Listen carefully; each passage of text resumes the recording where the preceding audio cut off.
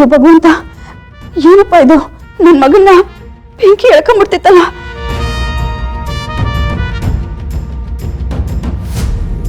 ಲೀಲಕ್ಕ, ಸೀನಾ ಬೆಂಕಿಲ್ ಬೀಳೋದನ್ನ ತಡೆದಿದ್ದು ನಮ್ ಗುರು.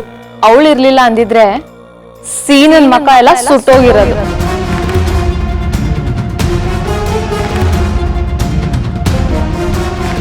ನನ್ನ ರಶ್ಮಿ ಸರಿಯಾದ ಸಮಯ ಕೈ ಹಿಡಿದಿದ್ದಕ್ಕೆ ಸೀನಾ ಉಳ್ಕೊಂಡೈತು.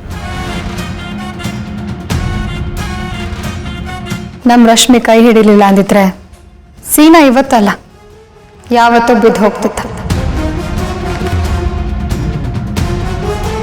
ನಮ್ ಗುಂಡು ಕೈ ಗುಣನೋ ಕಾಲ್ ಗುಣನೋ ಸೀನನ ಕಾಪಾಡ್ಕೊಂಡು ಬಂದಿದೆ ಅಲ್ವಾ ಮಾವ? ಅಲ್ಲ, ಎಲ್ಲರೂ ಜಿಮ್ಮು ಅದು ಇದು ಅಂತೆಲ್ಲ ಹೋಗ್ತಾರಲ್ಲ, ನಮ್ ರಶ್ಮಿ ಅಕ್ಕ ಅದೆಲ್ಗೂ ಹೋಗ್ದೇನೆ ಅಷ್ಟು ಪವರ್ಫುಲ್ ಆಗಿದ್ದಾಳಲ್ಲ. ಅಂತ ಜಿಮ್ ಬಾಡಿನ ಒಂದ್ ಕೈಯಲ್ಲೇ ತಡೆದು ನಿಲ್ಸಿದಾಳೆ. ಇನ್ನೆಂತ ಶಕ್ತಿ ಇರಬೇಡ.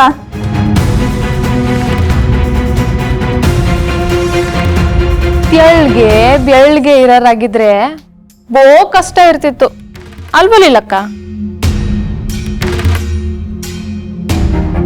ಹೋಮ ಮುಗಿದ್ಮೇಲೆ ಎಲ್ರಿಗೂ ಒಂದು ಶುಭ ಸಮಾಚಾರ ಇದೆ ಅಂತ ಹೇಳಿದ್ದೆ. ಈಗ ಅದನ್ನ ನಿಮ್ಮ ಮುಂದೆ ಇಡ್ತಾ ಇದ್ದೀನಿ.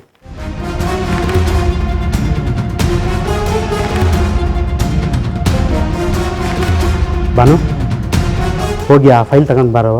ಹಾಸಿಗೆ ಕೆಳಗಡೆ ಇಟ್ಟಿದ್ದೀನಿ, ಜೋಪಾನವಾಗಿ ತಗೊಂಡ್ ಬಾ. ಓಹೋ, ಹಾಸಿಗೆ ಅಡಿ ಬಚ್ಚಿಡಂಗಾದ್ರ? ಅದೇ ಅನ್ಕಂಡೆ ಏನೂ ಮಾಡ್ತಾವ್ರಲ್ಲ ಅಂತ. ಈಗ ನೋಡ್ತೀನಲ್ಲ ಗೊತ್ತಾಗ್ತೈತೆ.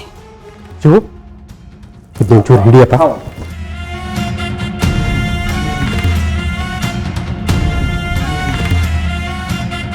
ಪೂಜೆ ಸಂಪೂರ್ಣವಾಗಿ ಮುಕ್ತಾಯ ಆಗಿದೆ. ನಾವಿನ್ನು ಹೋಗಿ ಬರ್ತೀವಿ. ಮದಪ್ಪಣ, ಪೂಜೆ ಸಂಪೂರ್ಣ ಆಗಿದೆ, ಹೋಗಿ ಬರ್ತೀವಿ.